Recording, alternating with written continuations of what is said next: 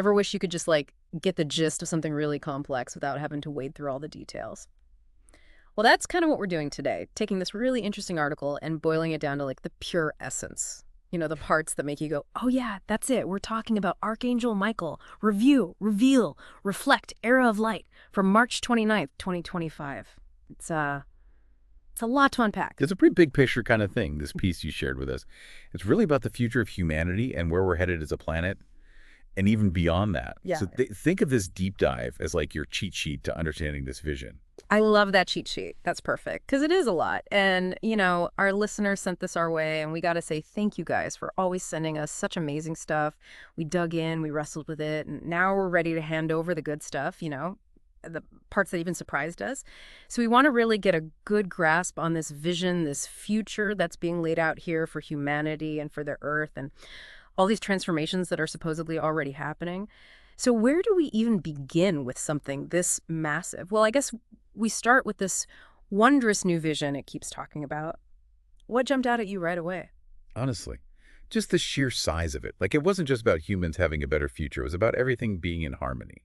You know, Yeah. like all these different levels of existence. It talked about the mineral world and plants, animals, and even those things that are a little less familiar, like the Divic and elemental kingdoms, which are kind of like the spirits of nature. Right. So it's not just peace on Earth. It's like peace across all these different realms. Like everything's connected. And it paints this picture of the environment that's just breathtaking.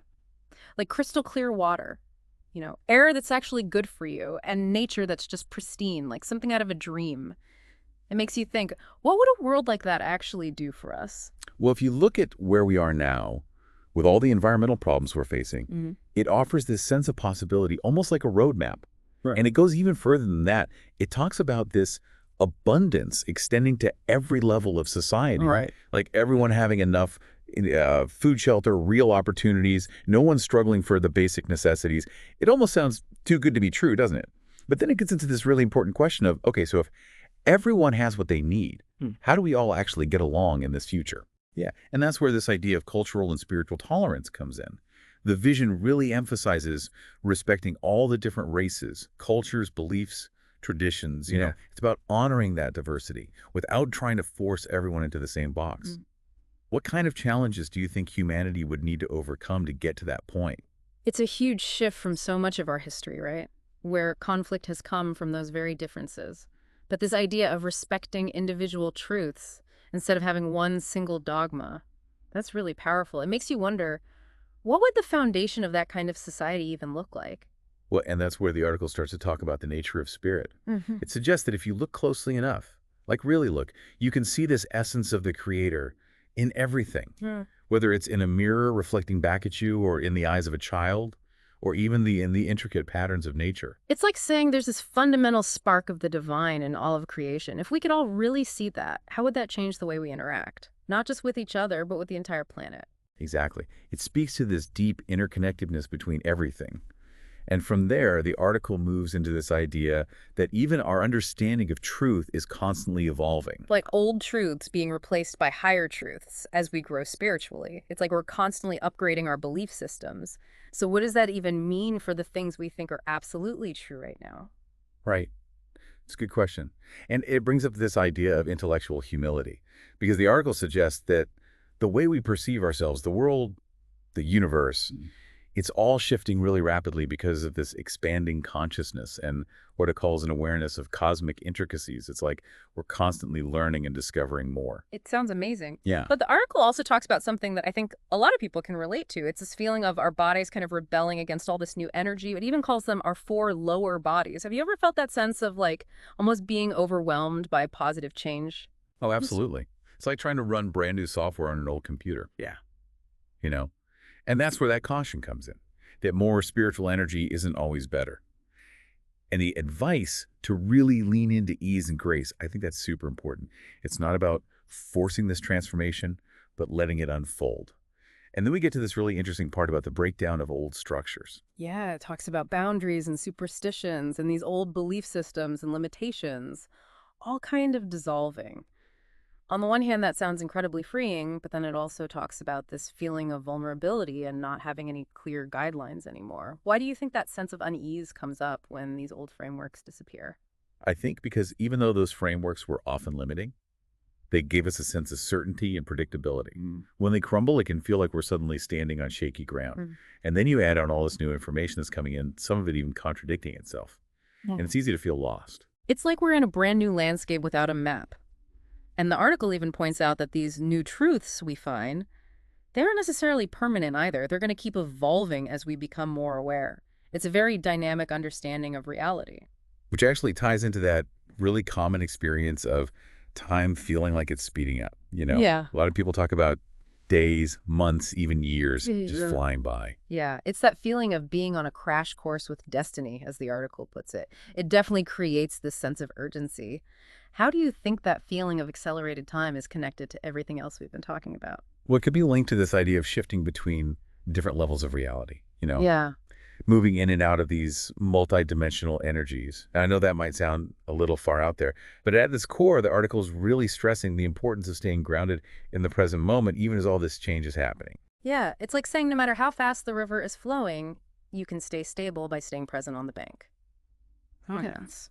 And the article also talks about how as we integrate these higher vibrational energies, we're actually becoming more powerful in terms of our ability to shape our reality to co-create.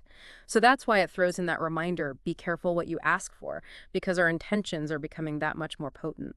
Which brings us right back to the power of the present moment. The article actually calls it the moment of God power, emphasizing that when we're stuck dwelling on the past or worrying about the future, we're basically blocking ourselves from that source. So learning to actually savor the present moment, to find that joy and that newness in every single moment, it's not just some feel-good idea, it's presented as a real key to unlocking our potential. And it even says that with practice, being fully present becomes our natural state. Now, I'm sure a lot of people thinking, okay, if we're supposed to be on this path of spiritual growth, why are we still dealing with challenges? The article mentions things like illness, accidents, job loss. It seems like it should be the opposite, right? Yeah, like shouldn't life just be smooth sailing once you're on the right track? But the article introduces this idea of the higher self actually orchestrating certain experiences. It's saying that these challenges aren't punishments. They're actually opportunities for growth and understanding that are carefully chosen and presented at just the right time for us. So it's not that we've done something wrong. It's more like our higher self knows what we need to learn and when we're ready for it. Hmm. And that advice to look at things from a broader perspective, to remember that not everything is a personal attack. I think that's really helpful in those tough times. Yeah, it helps you step back a little and not get so caught up in the drama. And speaking of growth, the article also talks about this continuous process of transmuting old energies and beliefs. It says we're constantly shedding anything that doesn't resonate with things like integrity, self-empowerment, unity, unconditional love. It's like this ongoing internal cleanse. It's a pretty intense self-reflection, isn't it? But it makes sense. And the article also wisely points out that perfection in this human form, it's not really the goal, except in the realm of the creator itself. It's more about constantly striving to become the truest version of ourselves while we're navigating this very complex reality. And then it brings up this really powerful image of Pandora's box. Right. It talks about this idea that deep within our psyche, we all have this Pandora's box that's filled with these core issues and limiting beliefs about ourselves. Yeah. Things like self-love, our sense of worth, abundance, even aging and the continuity of life. It's like all these old tapes are surfacing now so we can finally deal with them. They're coming up to be reviewed so we can let them go and make room for something better. And from these person beliefs, the article then shifts to something that seems very tangible: money. And it reframes money as something that ultimately originates from spiritual thought. It's a symbol of the universe's abundance. So that call to claim and affirm a never-ending supply, that's a huge mindset shift for a lot of people who see resources as limited. It's about tapping into this sense of limitless possibility instead of operating from a place of scarcity. And the article suggests that this shift is being supported by our growing intuition and even our telepathic abilities. It talks about those intuitive senses becoming stronger and a more active role of our oversoul, that higher aspect of ourselves. Yeah. And the God ray, which is like this direct beam of divine energy, helping us to filter these refined creation energies. It's almost like we're becoming much more sensitive receivers. And it emphasizes that this inner transformation we're going through, it's not happening in isolation. As we raise our own vibration, it has a ripple effect on the world around us. It goes back to that interconnectedness. And then there's that really practical advice about teaching by example. Yeah. It's not enough to just understand these concepts intellectually. We have to actually live them. Right, like embodying success, good health, creativity, love, generosity. It becomes this powerful way to communicate and inspire others just through our actions. And all of this personal evolution is happening within the context of what the article calls an accelerated initiation process. And it contrasts the old ways of spiritual initiation, which were often solitary and really difficult and could take lifetimes, with what's happening now, which is this speeding up of our spiritual growth happening right in the middle of our everyday lives and within the collective consciousness. So it's not about going off to a mountaintop to meditate. It's about facing these challenges and opportunities in the midst of our routines. And each time we navigate them with awareness, we're clearing out those old imbalanced patterns. And as we gain experience, we start to see that bigger picture. Yeah. And we become more skilled at navigating those distorted patterns without getting totally derailed by fear or negativity. And it points out this crucial shift from constantly seeking validation from outside ourselves to recognizing our own inherent worth and allowing others the freedom to walk their own paths. That feels like a big step towards inner peace. And then it introduces this image of these celestial winds of change that are blowing stronger and stronger, impacting everything on Earth, and basically forcing us to either evolve or devolve. It creates a sense of a powerful, unavoidable force at work. Like staying stuck is no longer an option. We're being pushed to grow. And this ties into the significance of the harmonic convergence back in 1987. Yeah, the article presents that as a major turning point, when these creator light frequencies accelerated dramatically, potentially catapulting those who are ready into these higher states of being, bringing new levels of awareness and responsibility. It was like a cosmic wake-up call. And following that acceleration, it talks about a narrowing spectrum of choice. Like we're moving onto a narrow path, which means we're being asked to make more conscious choices aligned with higher principles. It even suggests that our bodies will become more attuned, almost like an internal guidance system, steering us away from lower vibrational foods and habits so we can integrate this divine light and achieve optimal health.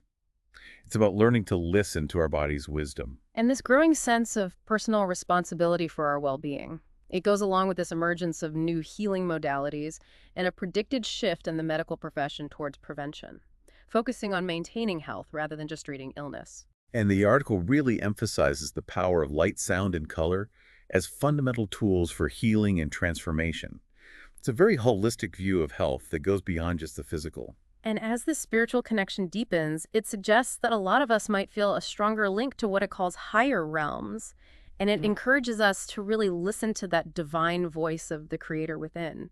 It's about trusting our own intuition more and more. And with all the different spiritual teachings out there, it emphasizes finding your own personal path to enlightenment, something that resonates in your heart, while also recognizing the underlying unity of all truth. It acknowledges that the eternal truth of the Creator has been fragmented into many interpretations, but the advice is to follow those inner nudges from your higher self and to claim your own internal understanding. It's very empowering.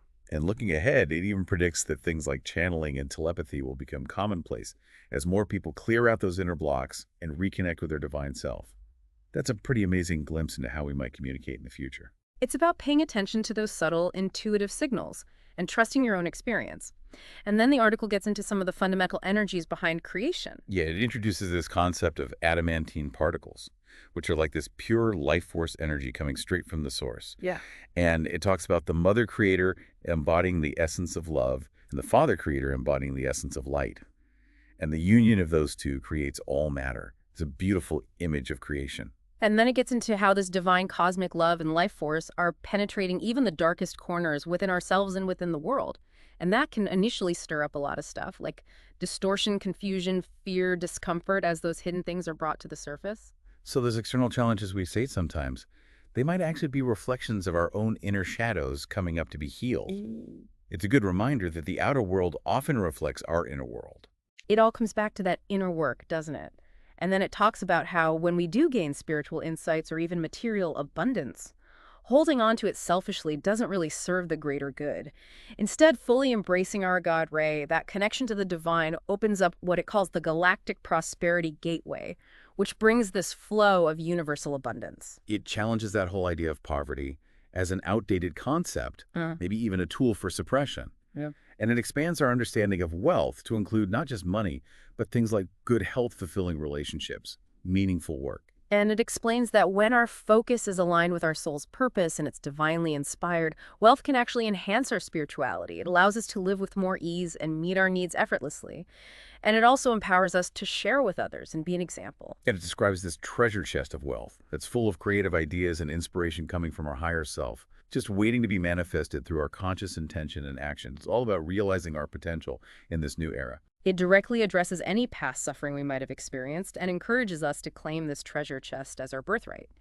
It's a really empowering message. And then it shifts our perspective away from linear time, saying that the current calendar isn't as important in these higher realms. What really matters are these profound energetic shifts that are happening in our sub-universe's journey. It's saying that we're already experiencing the energies of this new age of enlightenment that's been prophesied for so long. And mirroring our own inner purification, the article talks about the Earth's DNA grid lines being cleansed and realigned and strengthened. It's supporting the planet's own ascension. It's like a global upgrade is happening right alongside our personal ones. But with all these intense shifts happening on both the planetary and personal level, the article acknowledges that it can be tough to keep up with and integrate all these refined energies that are constantly coming in. It suggests that sometimes we need to step back and allow our external world and our physical bodies to catch up. And it validates those feelings of dizziness and disorientation and confusion and even discouragement as being totally normal during this time of incredibly rapid evolutionary progress.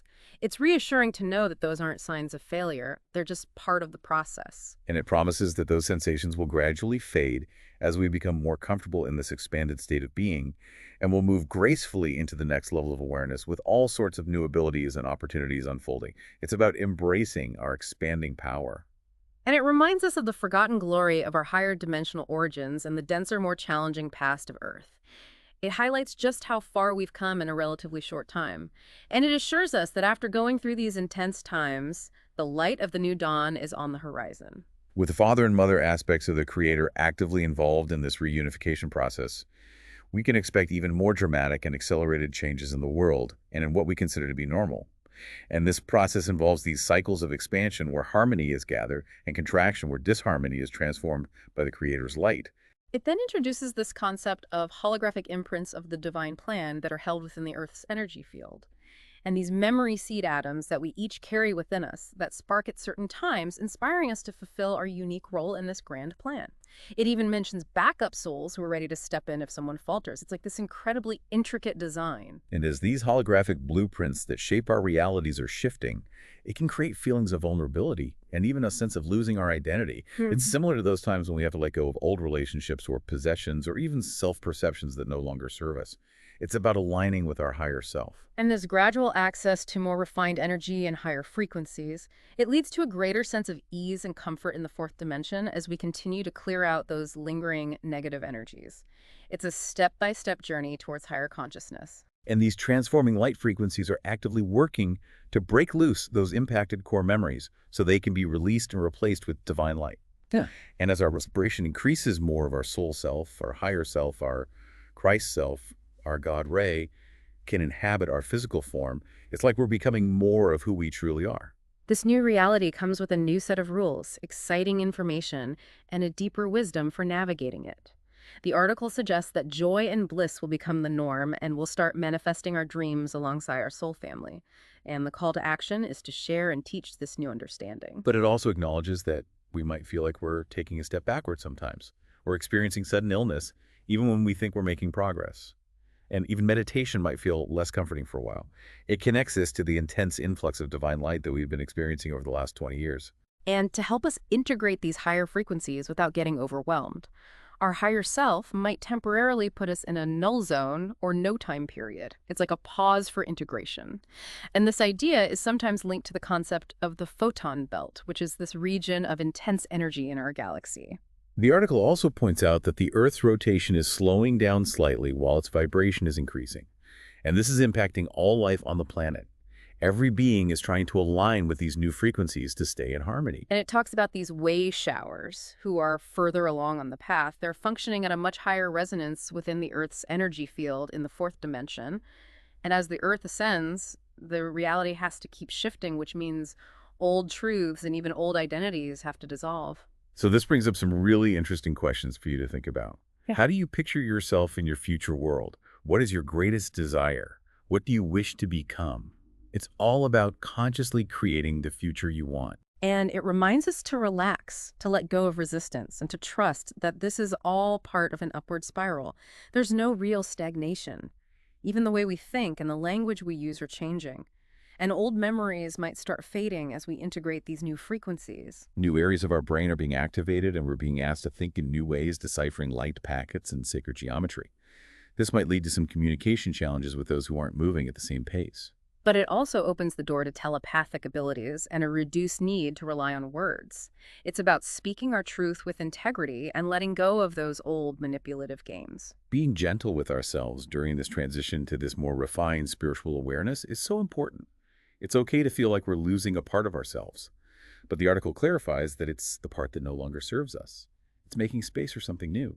And it describes this process as a return to our perfected etheric form, our etheric web, from which our physical body was holded. It encourages us to shed those anchors and weights of the lower dimensions so we can soar into these higher realms of consciousness. Our perception is filtered through what it calls vibrational lenses that are created by our past thoughts, intentions, and actions. So it reminds us that we have a lot of power in shaping our own reality. And it highlights that those who are resonating at these higher frequencies are here to assist Earth's ascension. Their mission is to help others awaken and to uplift the collective consciousness. It's a shared effort. And here's a strong piece of advice. Cultivate discernment. Don't get attached to rigid philosophies or give your power away to external sources. It repeats discernment, discernment, discernment, because what we might see as truth today could be surpassed by a higher understanding tomorrow. It encourages us to look back at how accepted knowledge has changed throughout history, and to remember that feeling vulnerable is a natural part of shedding density and integrating more light. And that's happening to everyone right now. It describes this whole experience as a fast-forwarding dream. And the advice is to allow old energies to transmute without clinging to them, which just causes more suffering. This is a time of change, not stagnation. So embrace it with joy and stay present in the now and the still point. Each moment right now is packed with significance. It's like a rapid-fire download of new wisdom insights, reasoning powers, gifts. We have to be open to receive it all. And each surge of higher vibration dissolves a part of our old reality to make way for the new. The message is that we can't fail, but we could definitely hinder ourselves by resisting change. So accept the gifts that are being offered, be a witness to your own transformation, and don't get stuck on any particular stage as you transition into the spiritual human being. Ride the waves of change. And it offers this powerful affirmation: all the forces of heaven are with you. Then it gets into the power of the Supreme Creator and how we need to remember how to harness that life force of creation as co-creators. It describes this flow of life force from the Creator through the Father, Mother, God, through our silver cord, our God Ray, and to our higher self. And it talks about this starvation diet that much of humanity has been on because of a disconnection from their souls and all these distorted energy fields. And it leads to people trying to get energy horizontally from each other instead of vertically from the source. But it makes it clear that eating solid food is a physical process. It doesn't determine our level of consciousness, and it highlights how blessing our food and setting intentions can actually change the vibration of what we're eating. In the end, what comes out of our mouth is more important than what goes in. So be mindful of your words and attune to your oversoul, your higher self, for guidance on what to eat. And finally, it talks about love force being the strongest force in the entire omniverse, radiating through the goddess energy. It describes how the masculine creator essence creates these seeds of creation in its mind, and the feminine goddess essence enfolds them in a love core, leading to all these magnificent creations, including us humans. It mentions how the Mother Creator was dominant in early worship, made this long patriarchal era, and now we're in a time of reunification, recognizing the wholeness of the Creator. And the goddess aspects attributes like love, compassion, illumination, nurturance, gratitude, faith, creativity, inner focus, they're all becoming more prominent. And they enhance and complement the masculine aspects like divine wisdom, truth, valor, decisiveness, power. It's about balance and integration. So as you can see, this deep dive into Archangel Michael, review, reveal, reflect, it paints this incredibly hopeful and detailed picture of a future where peace and abundance and spiritual growth are the norm. And it's all driven by these profound shifts in consciousness and in the very energy of our planet. We hope this gave you a clear and insightful overview of this fascinating article. Now here's something to ponder. Considering this perspective on a rapidly evolving reality, what's one old belief that you feel called to re-examine in your own life right now? This is really just the tip of the iceberg. There's so much more to explore in this material, and we encourage you to take some time to reflect on what really resonated with you. Thank you for sharing this with us. We're looking forward to our next deep dive together.